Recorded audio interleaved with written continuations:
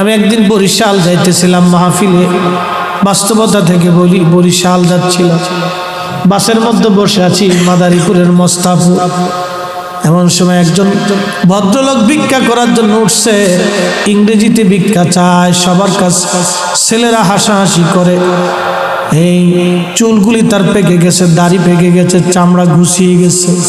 আমি চিন্তা করলাম ব্যাপার কি, শিক্ষিত মানুষ ইংরেজিতে টকিং করে আবার ভিক্ষা চায়। আমি বাসের পিছনে ছিলাম, ডাক দিছি, বাবা এদিকে আসেন। বললাম মুরব্বী, শিক্ষিত মানুষ কেন ভিক্ষা করেন? বলে বাবারে দুঃখের কথা বলে লাভ কি? বললাম সন্তানাদি কি নাই? বৃদ্ধ লোকটি কেঁদে দিয়ে বলল, বাবারে 3টি সন্তান, মানুষ বানাইতে পারি নাই। আমি হাই স্কুলের ইংরেজি টিচার ছিলাম, জীবনে বহু ছাত্র মানুষ করেছি, নিজের ঘরের বাচ্চাকে মানুষ বানাইতে পারি নাই। বাবা 3টি সন্তানকে আমার সম্পদ থেকে প্রতিষ্ঠিত করেছি। ছোট ছেলের বাড়ি গেলে বৌমার ছেলের মধ্যে ঝগড়া হয়। কিছুদিন পরে ছেলেটা বলে, বাবা মেজর বাড়ি যাও। মেজর বাড়িতে যখন গেলাম, ছেলে আর বৌমার ঝগড়া হয়, বলে বড়র বাড়ি যাও। বড়র বাড়ি গেলাম, ছেলে আর বৌমার ঝগড়া হয়, বলে কারোর ঘরে যাও। ঘরের দুয়ার পরিবর্তন করতে করতে বৃদ্ধকালে বুড়া আর বুড়ি দুইজন ক্লান্ত হয়ে গেছি। বাবা ভিক্ষার জন্য বের হয়েছি, মন যদি বলে আমাকে 2টি টাকা ভিক্ষা দিতে পারো। দেশে বহু পাগলি দেখবেন, পাগলি, অনেক পাগলিদের বাচ্চা থাকে। পাগলিরে বলবেন, পাগলি তোর গাঠটি বক্সাটা দিয়ে দিবে, কি আছে টাকা পয়সা খাবার দাবার দিয়ে দিবে। কিন্তু যদি বলেন পাগলি বাচ্চাটা দে, পাগল মা সব দিবে কিন্তু বাচ্চা দিবে না। এটা মা মা মা মা, পাগলি মা সব দিবে কিন্তু বাচ্চা দিবে না। মা বুঝে যাও রে যুবক, মা বুঝে যাও। হ্যাঁ নবীর উম্মত, কৃতজ্ঞতা বড় দামি জিনিস, বড় দামি। এই যুবক সারাদিন ইবাদতে কাটাইতো, একদিন মা খানকার দরজার পাশে যা টুকা লাগিয়ে বলে, জোরাইজ রে দরজা খোল। আমি মারছি, 2টি কথা বলেই চলে যাব রে জোরাইজ। জোরাইজ তখন নামাজে দণ্ডায়মান, চিন্তা করে একদিকে মা, অন্যদিকে নামাজ। না না, মা চলে যায়, যাক নামাজ আমি ছাড়ব না। মা ডাকাডাকি করলো, জোরাইজ নামাজ পড়তে লাগলো, চলে গেল মা। পরের দিন মা আবার আসছে, জোরাইজ রে দরজা খোল। মারছি, 2টি কথা বলি মা চলে যাব, দরজা খোল। জোরাইজ রাহিমাহুল্লাহ তখনও দরজা খুলেন না। একদিকে নামাজ, অন্যদিকে মা। না না না, মা চলে যায়, যাক নামাজ আমি ছাড়ব না। তখনও নামাজ বন্ধ। 3য় দিন মা আবার আসছে, দরজা খোল জুরাইজ। এই দিন জুরাইজ চিন্তা করে, একদিকে মা, অন্যদিকে নামাজ। যুবক মা কি জিনিস বুঝে যাও, বাবা কি জিনিস বুঝে যাও। মা চলে যাই, যাক আমি নামাজ ছাড়ব না। জুরাইজের কিন্তু অপরাধ একটাই, মার ডাকে সাড়া দেয় না। সে কিন্তু বড় পাক্কা নামাজি ছিল, বড় বুজুর্গ ছিল। এই মা হাত বাড়াই দিছে, আল্লাহ আজকে 3 দিন হলো আমার জুরাইজকে ডাকি, আমার জুরাইজ আমার ডাকে সাড়া দেয় না। আল্লাহ আমার জুরাইজকে দুনিয়ায় কোনো জেনাকারিনী মহিলার অপবাদ না দিয়ে, অপদস্থ না করাইয়া, যত বড়ই ওলি হোক না কেন তোমার অপমান না করাইয়া কবরে তুমি ডাক দিও না গো আল্লাহ। হাই হাই হাই। নবীজি বলেন, সাহাবীরা জুরাইজের বিরুদ্ধে মায়ের বদদুয়ার সাথে সাথে আসমান জগতে কবুল হয়ে গেল। যুবকদেরকে বলি, মা যদি অন্ধ হয়, ল্যাংড়া হয়, বোবা হয়, কানা হয়, অর্ধ পাগল হয়, মূর্খ হয়, অশিক্ষিত হয়, মালিকের আসমানে দোয়া করতে দেরি হবে রে, দোয়াগুলি কবুল হতে দেরি হবে না। এই জন্য আল্লাহ বলছে, আনিশকুরলি, আমি আল্লাহর শুকর কর। ওলি ওলি দায়িক, বাবা মার শুকর করো। নবীজি বলেন, মা দোয়া করতে দেরি হয়েছে, বদদোয়া আসমানে কবুল হতে দেরি হয় নাই। জুরাইজ জানতো না অবস্থা কি হবে। ও বুজুর্গ নামাজি রত হয়ে গেল, মা চলে গেল, বহুদিন পরে বিপর্যয় ঘটে গেল। ওই জুরাইজের খানকার পাশে এক যুবক রাত্রিবেলা ঘুমাইতো, ও ছিল রাখাল। ওই যুবকের সঙ্গে এলাকার একটা মেয়ের অবৈধ সম্পর্ক হয়ে তারা জেনা করলো। জেনার কারণে ওই নারী তার গর্ভে বাচ্চা কনসেপ্ট হলো। বাচ্চা আসার পরে এলাকার মানুষ জানাজানি হলো, অমুকের মেয়ে অমুক, বিয়ে হয় নাই কিন্তু পেটে বাচ্চা এসে গেছে। লোকেরা ডাক দিছে, নারী এই সর্বনাশের কাজ কে করলো তোমার? মহিলাটা ডেকে বলতেছে, কি জবাব দিবে? সে গোপনে রাখালের কাছে এসে বলল, রাখাল তোমার কারণে আজকে আমি অন্তঃসত্ত্বা হয়ে পড়েছি, সর্বনাশ হয়েছে। হে রাখাল, আমার এই বাচ্চার পিতৃ পরিচয় কি হবে বলো? রাখাল ডাক দিয়ে বলতেছে, দেখো আমার কথা যদি বলো মানুষ তোমাকে মেরে ফেলবে, আমাকেও মেরে ফেলবে, কারণ আমি কৃতদাস, সমাজে আমার কোনো দাম নাই। তুমি যাও, যাই মানুষকে বলো, ওই যে দেখো বুজুর্গ জুরাইজ 3 রাত 24 ঘন্টা ইবাদতে কাটায়, মানুষ থেকে খুব বিশ্বাস করে, মানুষ থেকে খুব ভালোবাসে, মানুষ তার জন্য খাবার নিয়ে যায়, খানকা বানিয়ে দিয়েছে। জুরাইজের কথা বললে তুমিও বাঁচবা, জুরাইজও বাঁচবে। মেয়েটা রাজি হয়ে গেল। সমাজকে বলল, আপনারা যাকে অনেক বড় বুজুর্গ মনে করেন, এই জুরাইজ আমার সর্বনাশ করেছে, তার খানেকার ভিতরে নিয়ে আমার সঙ্গে জেনা করেছে, এই জেনার কারণে আমার গর্ভে বাচ্চা এসে গেছে। যুবকরা লাঠি নিয়ে জুরাইজের খানেকা আক্রমণ করলো, মারতে লাগলো, আগুন দিয়ে পুড়িয়ে দিল। জুরাইজ বলল, যুবকরা কেন মারো? বলে, তুমি অনেক বড় ভণ্ড, অমুক নারীর সঙ্গে তুমি জেনা করছো। জুরাইজ বলে, আল্লাহর কসম করে বলি, জীবনে কোনোদিন আমি তাকে দেখি নেই, জেনা তো দূরের কথা, কথা তো সত্য, কিন্তু মহিলা তো বলে ফেলছে। ওই যে মা বদদোয়া করেছিল, মায়ের বদদোয়া রব্বে কারিমের দরবারে কবুল হয়ে গেছে। যুবকরে, মা এমন জিনিস, বাবা এমন জিনিস, খোদার দরবারে হাত বাড়াইতে দেরি হবে, কবুল হতে দেরি হবে না। আল্লাহ বলেন, ইম্মা ইয়াবলুগান্না ইনদাকাল কিবার আহাদুহুমা আও কিলাহুমা ফালা তাকুল লাহুমা উফ। ইম্মা ইয়াবলুগান্না ইনদাকাল কিবার, তোমার বাবা মা যখন বুড়া হবে, বৃদ্ধ হয়ে যাবে, এমন আচরণ তুমি করিও না যে আচরণে তোমার বাবা মা উহু শব্দটা পর্যন্ত করে বসে। লোকেরা ধরে নিয়ে গেছে, জুরাইজ বলো তুমি কি জেনা করছো? জুরাইজ বলে, না। কথা তো সত্য, জুরাইজ তো জেনা করে, সে তো আল্লাহর ওলি, সে ইবাদতে কাটাচ্ছে, কিন্তু মায়ের বদদোয়া তো কবুল হয়ে গেছে। জুরাইজ সন্তান প্রসব হওয়ার পরে কোর্ট আদালত আবার বসছে। মহিলা ছোট্ট বাচ্চাকে কোলে করে নিয়ে আসছে। মহিলা জানে না অলির দর কত দূর পর্যন্ত, মহিলা বুঝে নাই অলির দর কত দূর। ছোট্ট বাচ্চাকে কোলে করে নিয়ে আসছে। জুরাইজ বুখারীর কিতাবুল আম্বিয়াতে আসছে। নিয়ে আসার পরে আল্লাহর নবীজি ডেকে বলেন, সাহাবীরা রে। মহিলা তখনও বলে, এই বাচ্চার মালিক জুরাইজ। জুরাইজ বলে, আমি না। লোকেরা বলল, তাহলে সাক্ষী হাজির করা। ছোট্ট বাচ্চাটাকে কাছে নিয়ে হযরত জুরাইজ তল পেটের মধ্যে শাহাদাত আঙ্গুল দিয়ে ধাক্কা দিয়ে বলল, এ বাচ্চা বলো, আমি তোমার জন্মদাতা নাকি অন্য কেউ? বাচ্চার জবান খুলে গেল। জুরাইজের সাক্ষী জবান খুলে গেল। দুধের বাচ্চা ডেকে বলে, এ মানব, জুরাইজ আল্লাহর ওলি, তার কোনো দোষ নাই, আমি তার মাধ্যমে দুনিয়াতে আসি নাই। অমুক রাখাল জুরাইজের খানকার বসে থাকতো, ওই রাখালের মাধ্যমে আমি দুনিয়াতে আসি। আরো জোরে, আরো জোরে।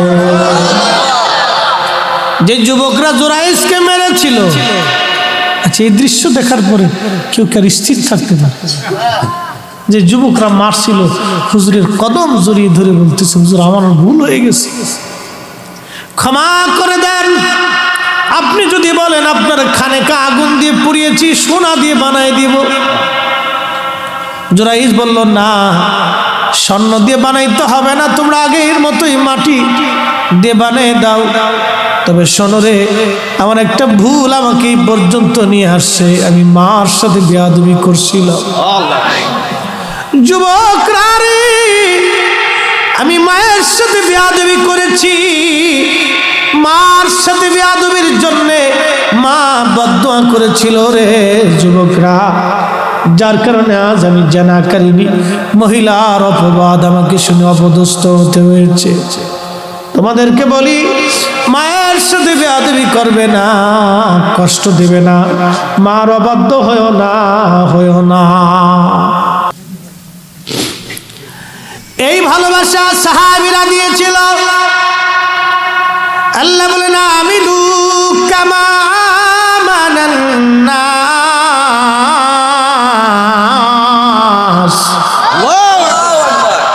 তোমরা ঈমান আনো, আমার নবীর সাহাবীরা যেভাবে ঈমান আনছে সেইভাবে ঈমান আনো।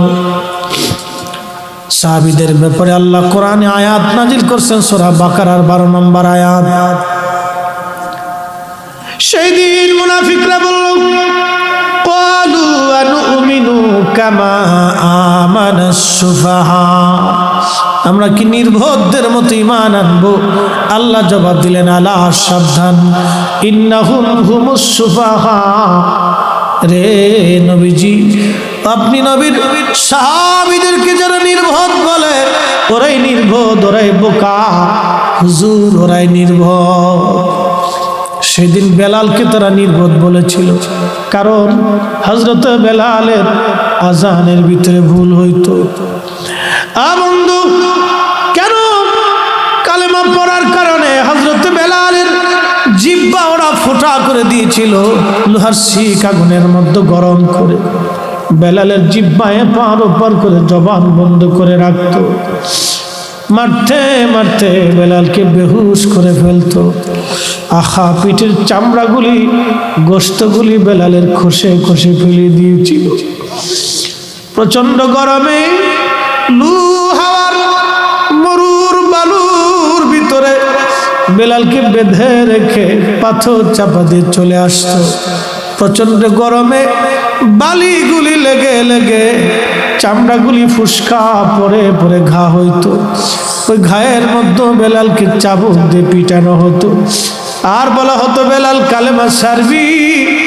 হযরত বেলাল রাদিয়াল্লাহু আনহু বলতেন, বেঈমানরা রে, জীবনের সব কিছু দিতে রাজি, কিন্তু নবীর কদম ছাড়তে রাজি না। মদিনাতে গেলেন হযরত বেলাল রাদিয়াল্লাহু আনহু, মদিনায় গেলেন, আজানের প্রবর্তন হলো, আজান শুরু হলো। বেলালকে নবীজি মুয়াজ্জিন বানিয়ে দিলেন। বহু বছর নবীর সহবতে থেকে থেকে নবী প্রেমে বেলালের হৃদয় সিক্ত হয়ে গেল। হাবিবে কিবরে ইন্তেকাল করবে, হুজুর ইন্তেকাল করলেন, অনেক বড় লম্বা ওয়াজ। ইন্তেকাল করার পরে মদিনার যে কি অবস্থা হয়েছিল আপনারা তো বুঝতেই পারছেন। একটা উট পর্যন্ত কেঁদে কেঁদে হয়রান হয়ে গিয়েছিল। সারা মদিনার মানুষগুলি নীরব হয়েছিল, খাওয়া দাওয়া ঘুম মদিনাবাসীর বন্ধ হয়েছিল। সাহাবীরা খাওয়া দাওয়া বন্ধ করেছিল, একজন এক এক দিকে এক একভাবে বিক্ষিপ্তভাবে পড়েছিল। বহুদিন পার হয়ে গেল, বেলাল আর মদিনায় আজান দেয় না। আবু বকর একদিন ডেকে বলল, বেলাল আজান দাও। বেলাল ডাক দিয়ে বলল, আবু বকর, তুমি কি আমাকে কিনেছ? আল্লাহর উদ্দেশ্যে না তোমার নিজের জন্য? আবু বকর বলল, বেলাল রে, কাফেরদের কাছ থেকে তোকে কিনে এনেছিলাম আল্লাহকে খুশি করার জন্য, তোমাকে আজাদ করে দিয়েছি। বেলাল বলল, আবু বকর, আমি আর মদিনায় আজান দিব না। যে আজান দিলে নবী আসতো, সে আজান দিলে আজ নবী আসে। আমি আর কোনোদিন মদিনায় আজান দিতে পারবো না। চলে গেলেন নবীর আশিক সিরিয়ার দামেস্কে। বহুদিন পার হয়ে যাওয়ার পর একদিন ঘুমিয়ে আসে বেলাল। স্বপ্ন দেখে নবীজি ডেকে বলে, বেলাল, কেমন জুলুম তুমি শুরু করছো আমার সাথে রে বেলাল? কতদিন হলো তুমি আমার জিয়ারতে আসো না? বেলাল, আয়া, আমি নবীর জিয়ারত আই রে বেলাল। আহা, কি প্রেম নবীর সঙ্গে করেছিল বেলাল।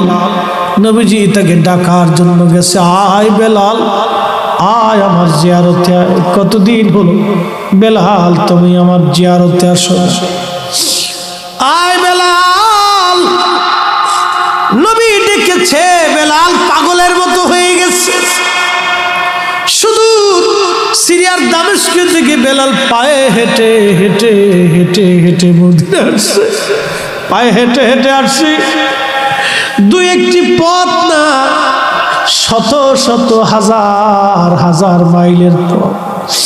বেলাল পায়ে হেঁটে হেঁটে চলে আসছে। দেরি করে নাই বেলাল, দেরি করে নাই। শুধু সিরিয়ার দামেস্ক থেকে পাগলের মতো ছুটে আসছে।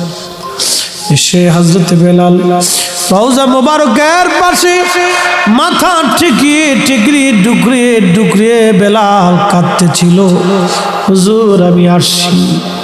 নবী গো, আপনি আসতে বলেছিলেন, গোলাম হাজির হয়ে গেছে।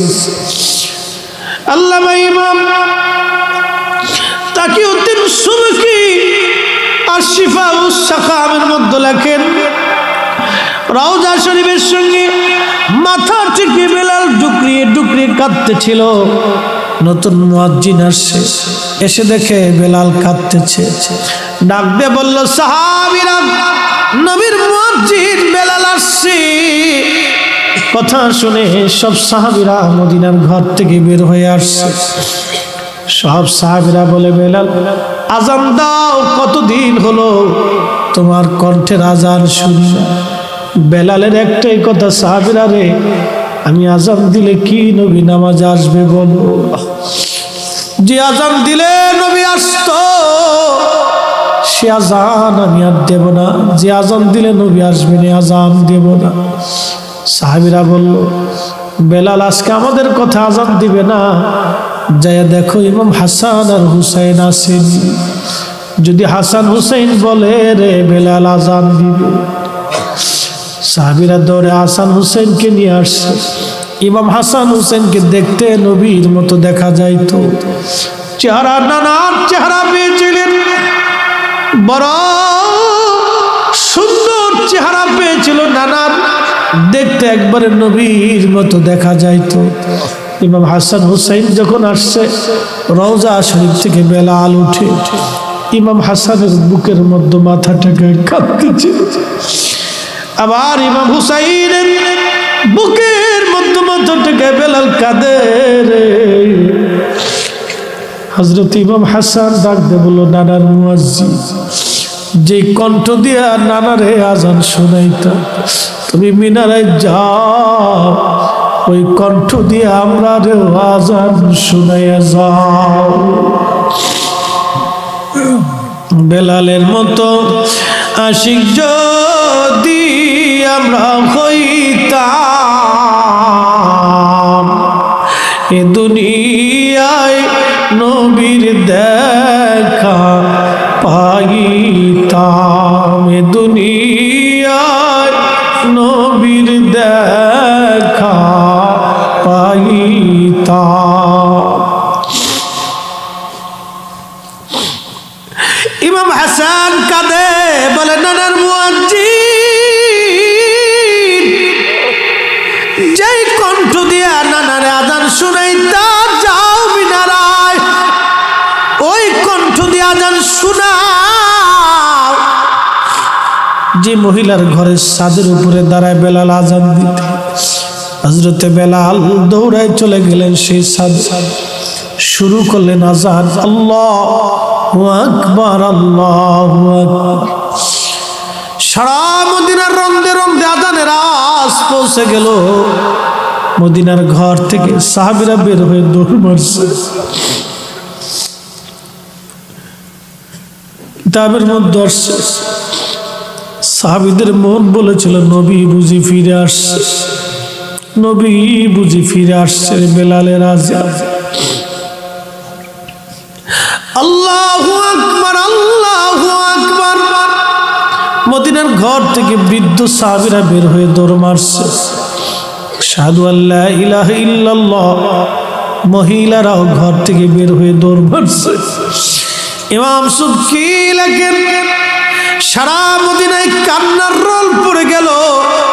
মদিনার মানুষগুলি কাঁদতে লাগলো। নবীর ইন্তেকালের পরে মদিনার মানুষ এইভাবে আর কোনোদিন কাঁদে নাই। বেলাল যেই দিন আযান দিয়েছিল সেই দিন সারা মদিনার মানুষ ডুকরি ডুকরি কেঁদেছিল। কেউ বা ভেবেছিল বুঝি নবী চলে আসছে, বুঝি নবী আসছে রে।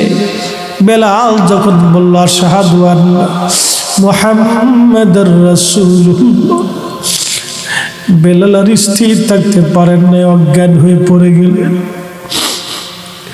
মদিনার মাটি গুলি থরথর করে কেঁপে উঠছে। মদিনার মাটি গুলি থরথর করে কেঁপে উঠছে। মদিনার মাটি গুলি থরথর করে কেঁপে উঠছে।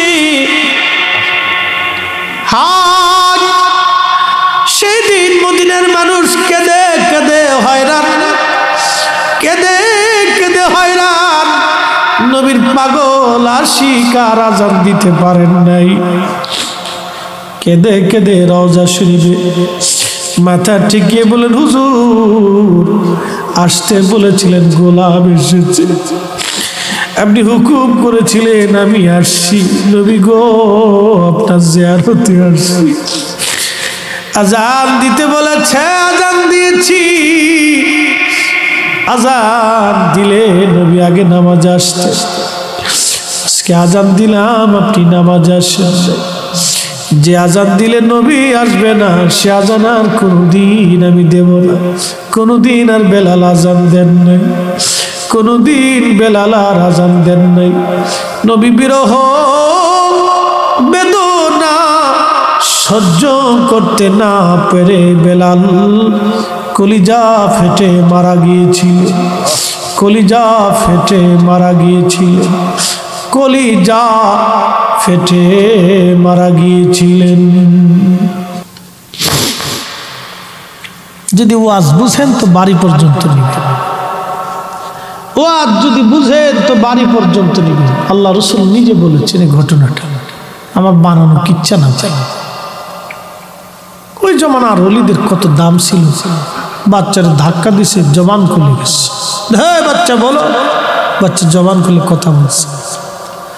এই জমানার ওলিদের জবান কত জানেন? বোবাকে বলছে, এই বোবা কথা বল, বোবাকে আল্লাহু আকবার, সুবহানাল্লাহ বলবেন না?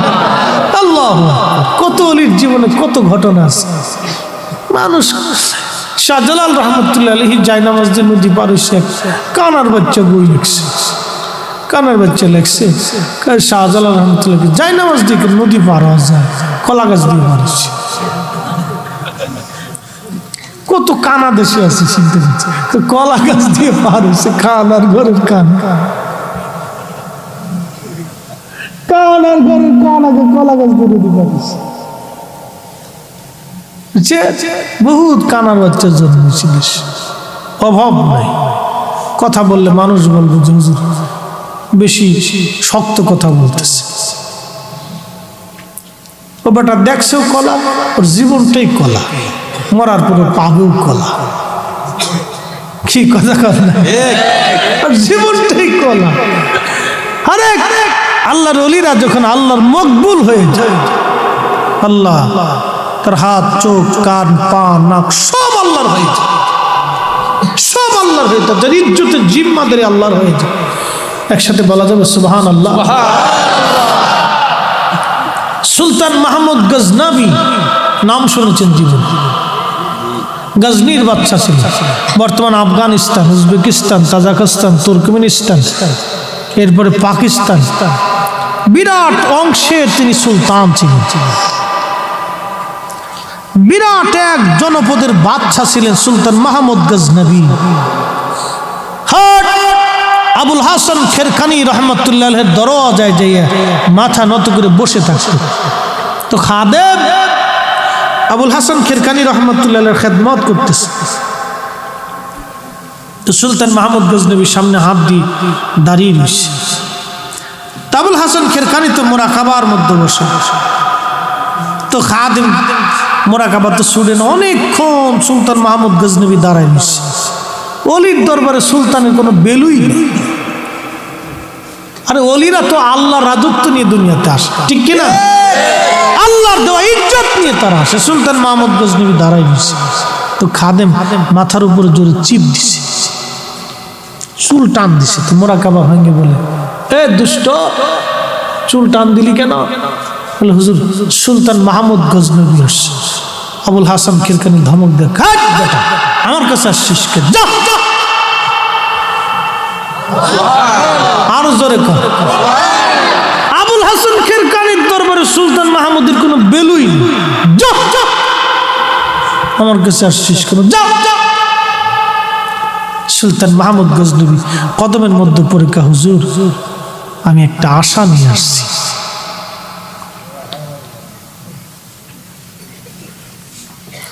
সুলতান মাহমুদ গজনবী মদিনাতে গেছে, শাহী পোশাক পরে, শটের পোশাক পরে, কান্দে পানি লইয়া হাজিদেরকে পানি খাওয়াইতেছে।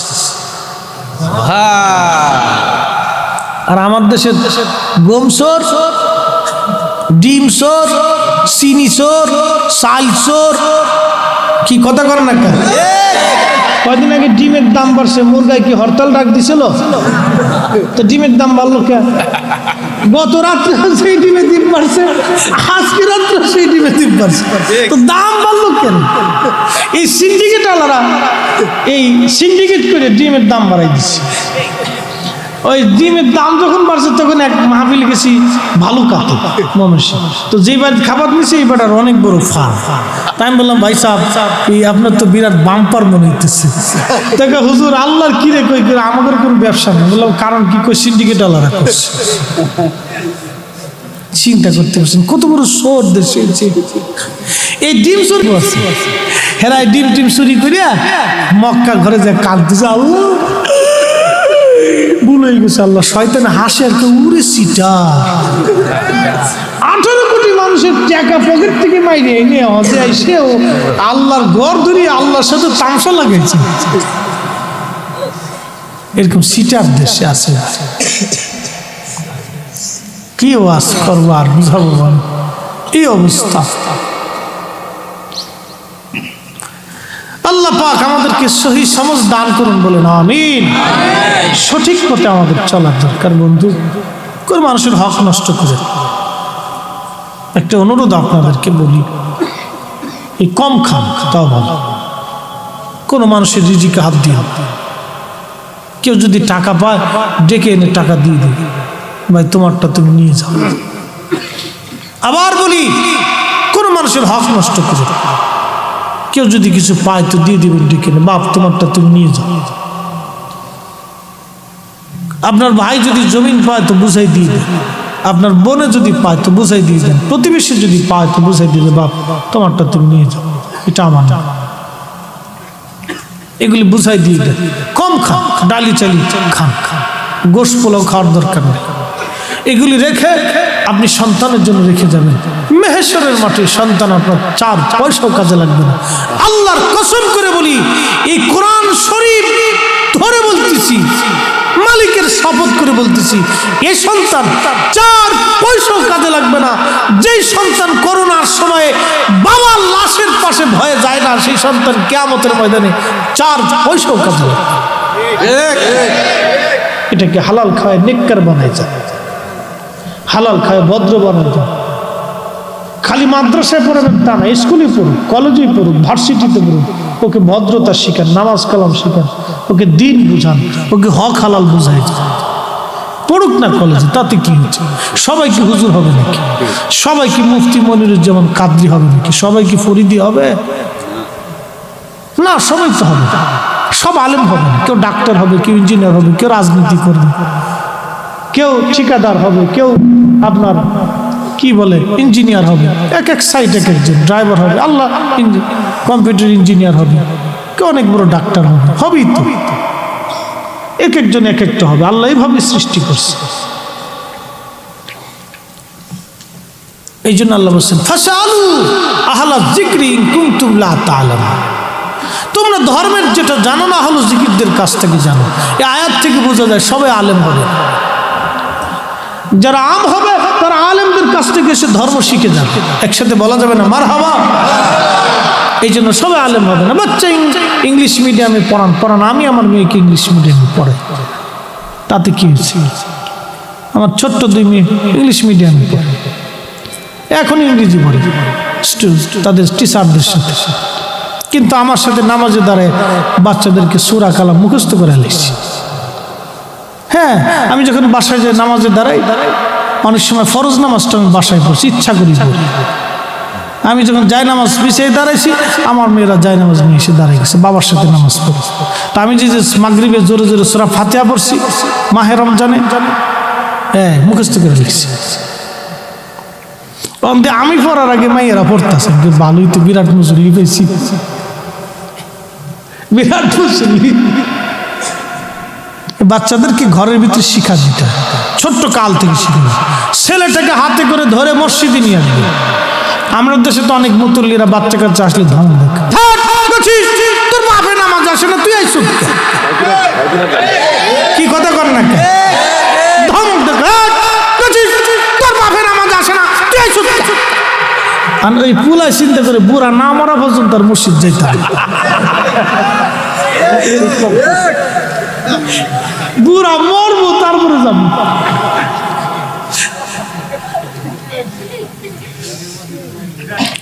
না, রাগ করা যাবে না বাচ্চা আমার, না থাকুক। মানুষের জীবনে ভুল হয়, বাপ কারো ভুল ধরে শরম দেওয়া যাবে। মানুষের জীবনে, আমার জীবনে কি ভুল নাই? অবশ্যই আছে, ভুল হয়, মানুষের ভুল হয়। আল্লাহর কাছে ক্ষমা চাইলে আল্লাহ মাফ করে দেবে। এই আমার মসজিদে ঢাকাতে প্রত্যেক জুমাতে পড়ে তো বাচ্চারা খুব ডিস্টার্ব।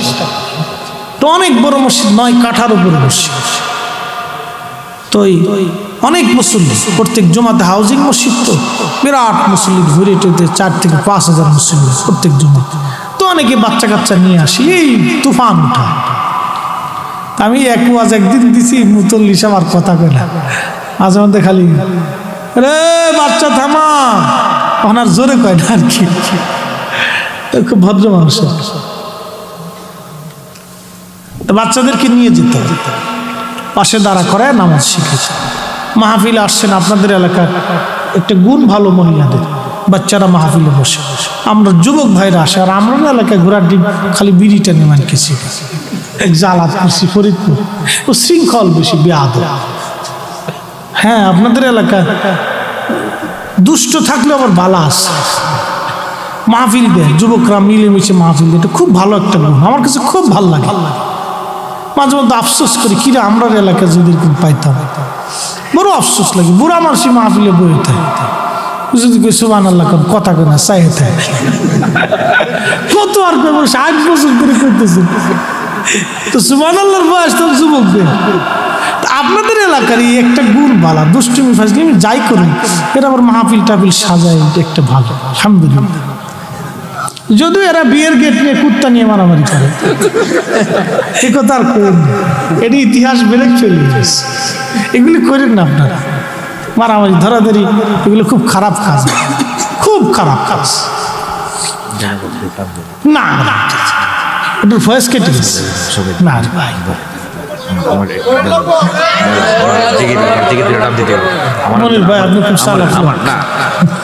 আমার দাবি, আমি এই বাইরে সর্বপ্রথম আমি 5 বছর আগে আমি আনেছিলাম, এর সাথে আমার সম্পর্ক এত ভালোবাসা, একটু দেরি হিসেবে থেকে আমি অনেক গভীর চিন্তা করেছিলাম।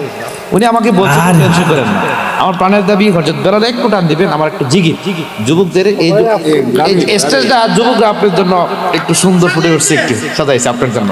আচ্ছা মাশাআল্লাহ, ঠিক আছে। কি যে জ্বালাত করছি, আরে সারা দেশে যেই জায়গায় যাই খালি ওয়াজ করছি। আচ্ছা ঠিক আছে ইনশাআল্লাহ। আহা, তা আলহামদুলিল্লাহ এই ওয়াজটা আমার একটা কবুলিয়াত মকবুলিয়াত ওয়াজ। আমার বহু কমই ভাইরা মোহতামি, সেদিন এক মোহতামি সাহেব হুজুর, আল্লাহ মহাব্বতে মানুষ, আমার পাওয়ার সাথে জড়াই দিয়েছে, চুমাইতেছে। তাকে হুজুর আপনার এই ওয়াজটা শুনে যে কত চোখের পানি ফেলছি।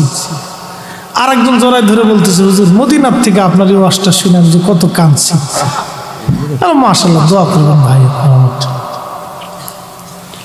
তো মানুষের হৃদয়ের খোরাক, এটা তো আমার কথাই না, এটা রসুলের প্রেমে। বেলাল রাদিয়াল্লাহু আনহু তো নবীকে ভালোবাসে, বাপ কথা বলেন ঠিক কিনা? আমরা তো পারিনি, যদি একটু চোখের পানি দিয়েও নজরানা দিতে পারি, তো আমাদের জীবনে একটা সার্থকতা আর কি। আমাদের তো তেমন কিছুই নেই, আমল নাই, আখলাক নেই, চরিত্র নেই, দিন নেই, ধর্ম নাই, নামাজ নেই, রোজা নেই, জিকির নেই, ফিকির নেই, কিচ্ছু। সাহাবীরা যদি আমরা দেখতো তো মুসলমানই মনে করতো না, কিন্তু মুসলমানই না, আমাদের কিচ্ছু নেই, যদি আল্লাহ ক্ষমা করে। তবে একটা দিক আছে, একটা কথা বলে দিয়ে যায়, একটা গোপন অস্ত্র, দারুণ অস্ত্র। হুজুর কি? রাসূল করিম সাল্লাল্লাহু আলাইহি ওয়াসাল্লাম একটা হাদিসে ফরমান, সুনান ইবনে মাজাতে বিশুদ্ধ সনদ আছে, নবী বলছেন উম্মত তোমাদের জন্য একটা সুসংবাদ আছে। তুমি যদি রব্বে করিমের দরবারে তোমার চোখের কোণা দিয়ে মাছির মাথার পরিমাণ পানি ঝরে পড়তে দেরি হবে, তোমার জীবনের গুনাহ মাফ হতে দেরি হবে। তো গোপন অস্ত্র, একবারে পারমাণবিক অস্ত্র চেয়ে দামি অস্ত্র। এসেছেন যত নবী সকলের ইমাম, সালাম নবী তোমায় হাজার সালাম।